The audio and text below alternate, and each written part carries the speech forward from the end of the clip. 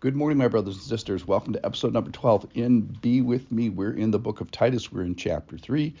And I'm going to title today Believing and Doing. It seems to me that the book of Titus is a lot about three things. The first thing that's talked about is good leadership. And he goes on and on about qualifications for elders, which is a great thing because then they're supposed to be good teachers and have sound doctrine. And this right doctrine, this right gospel, this right instruction gives the people the message. The third thing, and then it talks about, is that after you get the message, after you get the sound teaching, then you're supposed to be sound in your behavior. That is, the best term I like is from 2:10, which says adorn the gospel. So we're in chapter 3 today, where these principles about good leadership, good doctrine, and good actions, good works, are going to be portrayed in the reality of this church. So he's going to caution the people, hey, be careful, be ready for these things that I've already taught you. And we'll see this applied to a bad teacher. So here we go. This is from Titus chapter 3, and I'm going to start in verse 8. The saying is trustworthy, and I want you to insist on these things, so that those who have believed in God may be careful to devote themselves to good works. These things are excellent and profitable for people, but avoid foolish controversies, genealogies, dissensions, and quarrels about the law, for they are unprofitable and worthless. Then he's going to talk about a specific person. Verse 10, Titus 3:10. As for a person who stirs up division, after warning him once and then twice, have nothing more to do with him, knowing that such a person is warped and sinful. He is self-condemned.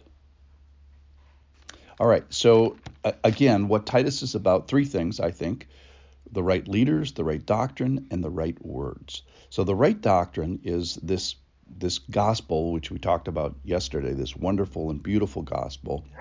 And that's supposed to be taught by good teachers, so you want to hold on to the message. So the right doctrine is important because you want to be believing the right thing. And he cautions them here today, saying, be careful about this.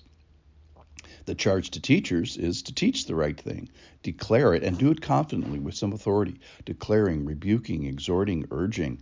You're going to have to knock a few things down with the right teaching. Insist on it and don't disregard it. 1:9 says, give instruction in sound doctrine. So sound meaning healthy doctrine. Teach this healthy doctrine. So the right leaders are supposed to be doing the right thing with the right doctrine. And then the third thing that Titus is about is the right works, so actions. So our works profess our knowledge about God, both good and bad. Our works can deny our knowledge of God. It says so in 1:16.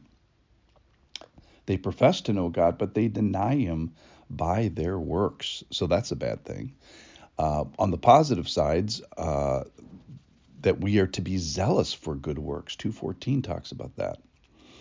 And here, be careful to devote ourselves to good works. So one of my big points here today is that those who believe the right stuff should be doing the right stuff. So this believing and doing relationship. All right. So he says here today is be careful to devote yourselves to good works. So attention must be paid to the right works, and similarly, attention should be paid to the right doctrine, and attention should be paid to the right leadership. He goes on and about that for a whole chapter.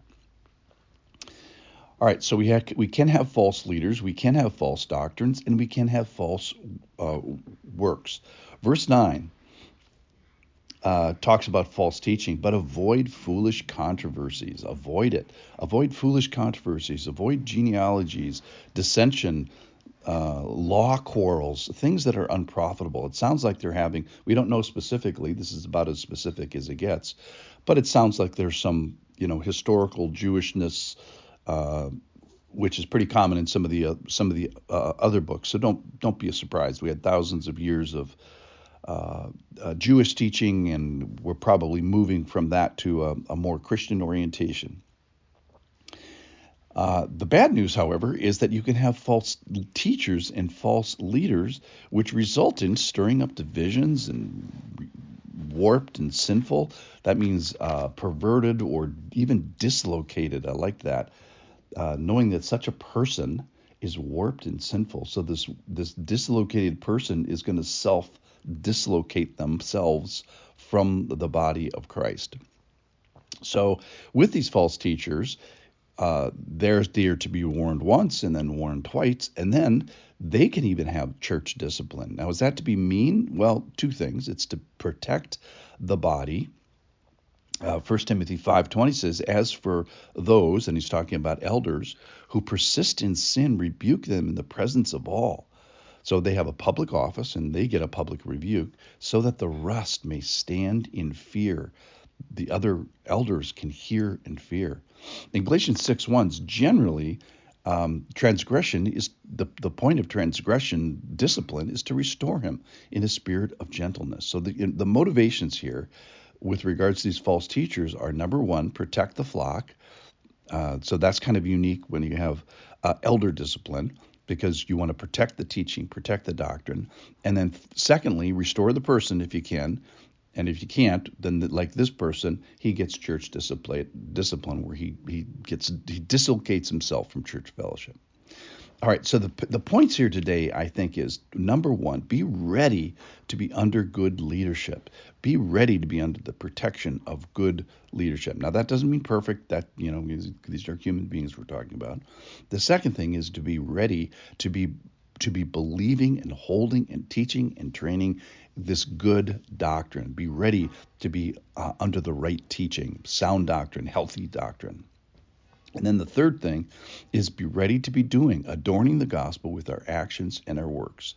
So similarly, he says, not only be ready, but be careful. I want you to think about this. I want you to worry about this just a little bit. Fix your eyes on this and be concerned about it, because there's a relationship between what we believe and what we do. Let's be careful out there. Thanks for listening.